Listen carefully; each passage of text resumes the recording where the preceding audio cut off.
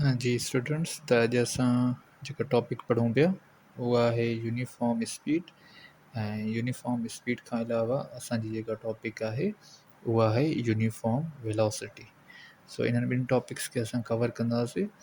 उन जे लाइ जेका टॉपिक असां प्रीवियस पढ़ी चुका आहियूं ऐं उन टॉपिक जे अंदरि distance, displacement, speed and velocity खे डिफाइन कयो हुयोसीं। सो अॼु असांजो टॉपिक आहे uniform velocity. So uniform velocity छा हूंदो आहे इन खे सम्झूं था। अगरि असांजो डिस्टेंस ऐं डिस्प्लेसमेंट जो टॉपिक क्लियर आहे त असां हिन टॉपिक खे सम्झी सघूं था। सो टॉपिक आहे यूनिफॉर्म स्पीड। यूनिफॉर्म स्पीड छा खे चइबो आहे?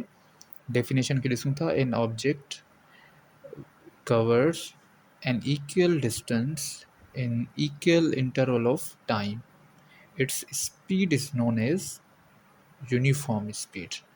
अगरि को ऑब्जेक्ट आहे, काई बि शइ आहे, उहा इक्वल डिस्टेंस तय करे थी, इक्वल डिस्टेंस ऐं इक्वल इंटरवल ऑफ टाइम में, त पोइ उन जी स्पीड खे, उन ऑब्जेक्ट जी स्पीड खे कहिड़ी स्पीड चयो वेंदो? Uniform speed. फॉर सपोज़ असां चऊं था ही हिकु डिस्टेंस आहे ए पॉइंट खां ऐं बी पॉइंट ताईं, केतिरो बि डिस्टेंस आहे।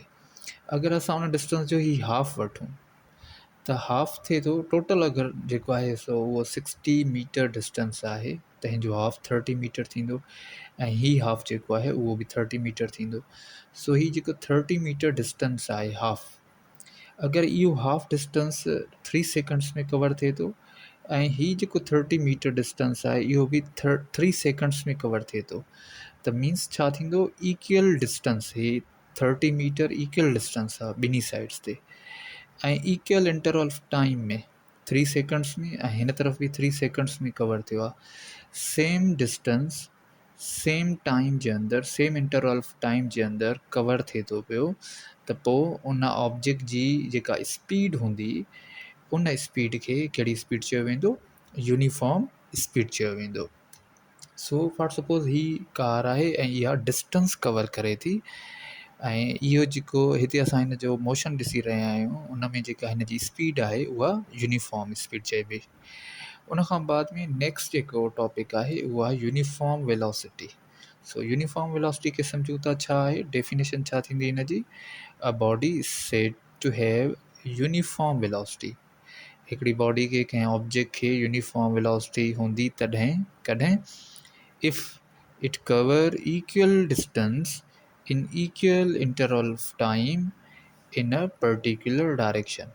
हिते डिफरेंस छा आहे? डिफरेंस आहे त जेको ही डिस्टेंस कवर थिए थो पियो उहो डिस्टेंस कंहिं ख़ासि डायरेक्शन में आहे, कंहिं पर्टिकुलर डायरेक्शन में आहे। हुते डिस्टेंस कंहिं ख़ासि डायरेक्शन में कोन हुयो।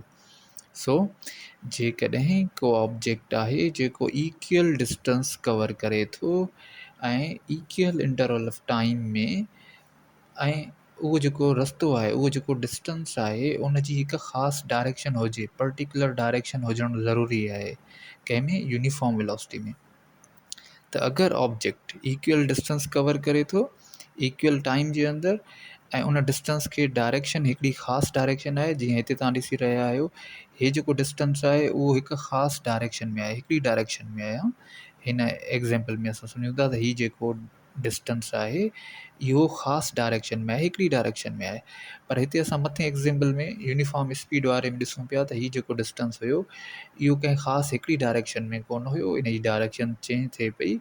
सो डिफरेंस हिननि ॿिन्ही में इहो रहंदो त जेकॾहिं को ऑब्जेक्ट हिकिड़ो डिस्टेंस कवर करे रहियो आहे ऐं उहो डिस्टेंस हिकु ख़ासि डायरेक्शन में आहे।